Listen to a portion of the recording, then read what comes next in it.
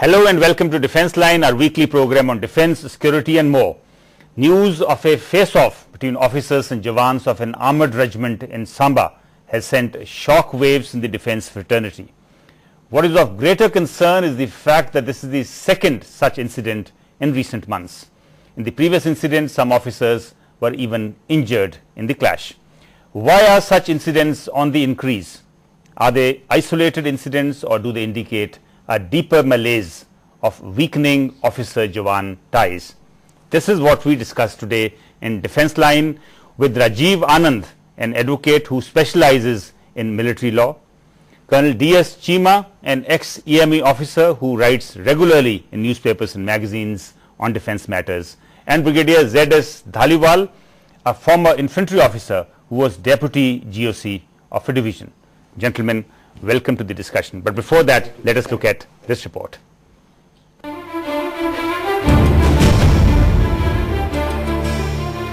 The army has been jolted by yet another shocking breach of discipline. A grim standoff erupted between officers and jawans of an armoured unit in Samba district of Jammu and Kashmir. The incident was triggered by a jawan shooting himself with his service rifle in the camp. He died on the spot. It is being said that tension between the officers and jawans of the 16th Cavalry had been simmering for quite some time, without any corrective steps being taken. The suicide proved to be the tipping point. The incident comes within months of officers and jawans of an artillery regiment deployed in the Neoma sub-district of eastern Ladakh violently clashing with each other in May. The Samba incident once again marks a new low in a continuing series of unseemly controversies dogging the army. Such incidents paint a grim, disturbing picture about our defence services. Something definitely needs to be done, and that too fast. We are in conversation with two retired army officers and an advocate. Rajiv, I'll start with you. This is the second such incident. The first incident was reported in an artillery unit near Leh, and now this has happened in an armoured regiment in Samba. As a lawyer, are you privy to such incidents even earlier? See, these incidents keep on happening, but when these come to us, these come as scattered incidents which are individualized. The individual comes to us seeking legal remedies and for individual wrong, rather than coming collectively and saying what wrong has been done to the unit or the jawans or to the officers as such. They come for individual legal remedies and they seek individual wrong being done to them rather than collective demonstration of what has been done in the unit. Okay. Such incidents have been happening, that is what the allegation comes, but these have never been gone into or not proved. I believe a similar incident had happened even in the eastern sector sometimes, no? Yes, it was told to us that one such incident happened in 17 Dev in Sikkim, that was in year 2008 or 9. So when the officers used undue pressure on the jawans on physical aspects on the high altitude, which was against the medical advice and restrictions being imposed in such areas, there was such incident there also. So what is your information? Were the officers punished in that particular case? No, nothing beyond that. But do you get a feeling that such incidents are actually on the increase? Yes, these are on the increase. These are on the increase. Anybody who would come to you or either seeking relief on the administrative aspect, that is his promotion has been denied, or on the disciplinary aspect that some punishment has been given to him, he would have a story to tell you that the wrong has been done for some extraneous reasons, some irrelevant considerations which have not come on papers. So that grievance is there. He has a story to tell you. Okay. Colonel Cheema, what do you attribute such incidents to? Is it a failure of command at the individual level, or do you think there is a general weakening of ties between the officers and jawans? You see, to my mind, first and foremost, whenever we analyze any such thing, one must remember that the armed forces and particularly army is seen as an island of excellence in the society, which is degenerating, value systems are going down and things like that.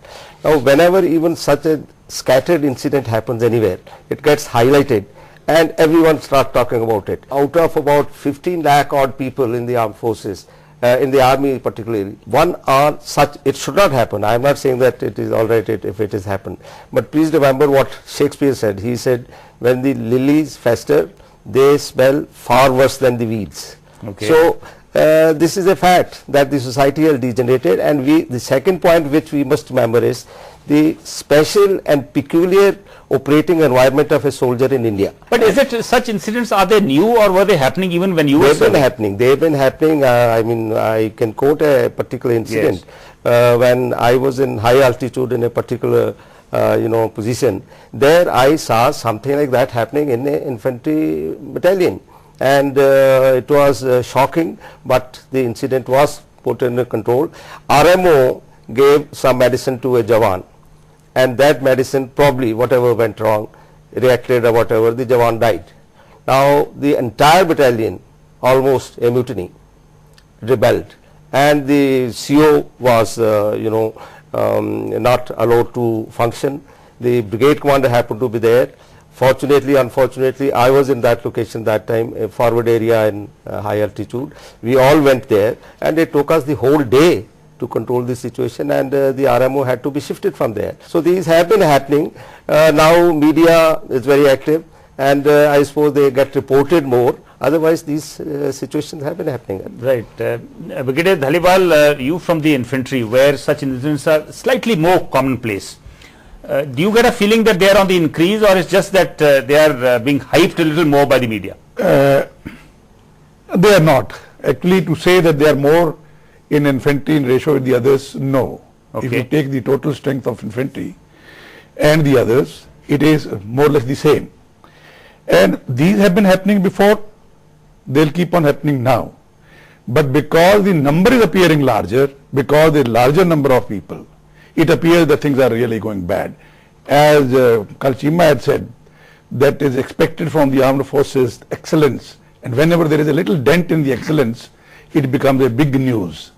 A suicide by a sepoy today is suppose even if this disturbance had not taken place between among officers and ORs, it would have been still highlighted because of the media. Media is highlighting. But Brigadier Dhaliwal, the media is not the one which highlighted the suicide. In this particular case, this case got highlighted once there was a standoff between the officers and Jawans. It is said in the news, if you read in between the news, in between the lines, you find that it may not be as it is being perceived.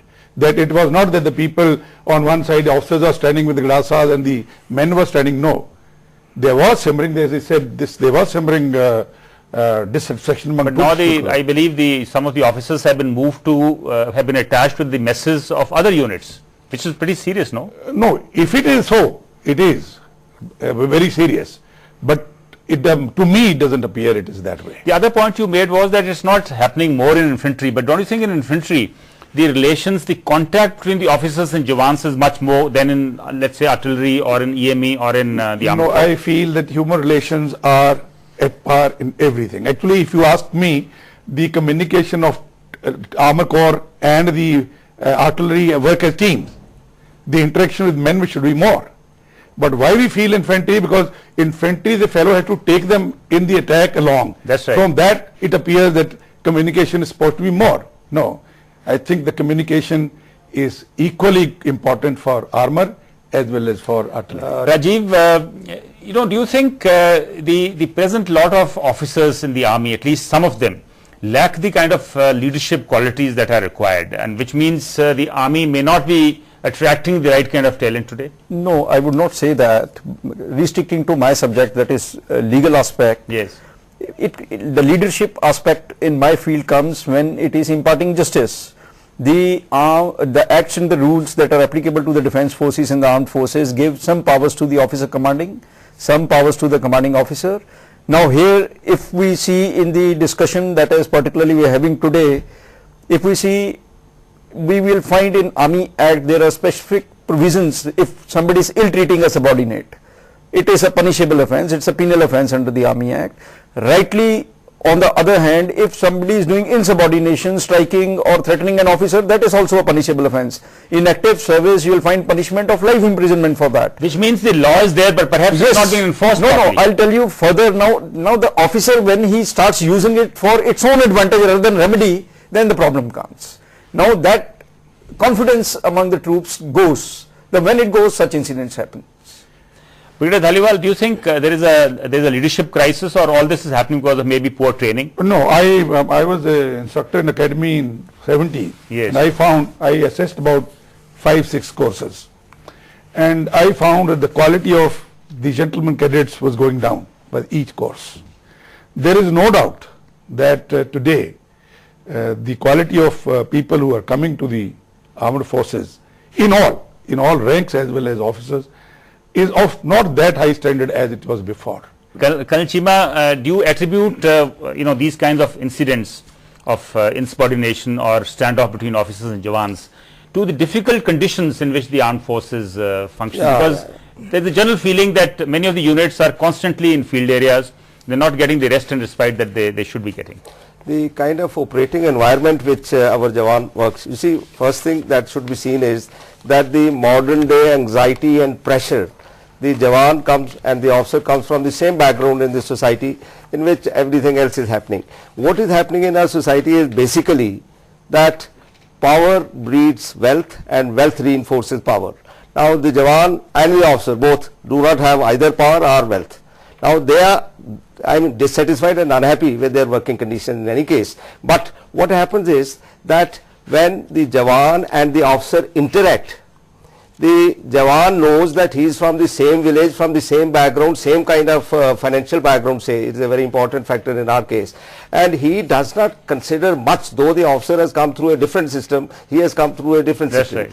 Now that anxiety and pressure, and what he sees, he has been trained for something and he is being used for something else, the type of work which he is made to do. He sees the death of a colleague in battle, actual war. Now under these circumstances, if anybody says no, the officer says no to the leave, for example, even for some course or any other help the Jawan wants, which is he is entitled to, legitimate help. The moment somebody says no, this will trigger a violent reaction. Now that violent reaction, the officer is the one who has to understand that under what kind of background and what kind of circumstances this Jawan is reacting. Most of the officers unfortunately fail to appreciate because they are not able to spend maximum time with the Jawan. Absolutely. I think you raised a couple of very pertinent points. So I'll just come back to you. Yes. It is time for a short break. When we return, we continue our discussion on the standoff between officers and Jawans in the army. Welcome back. We are discussing the reasons of the weakening relations between the army officers and the Jawans in the Indian army.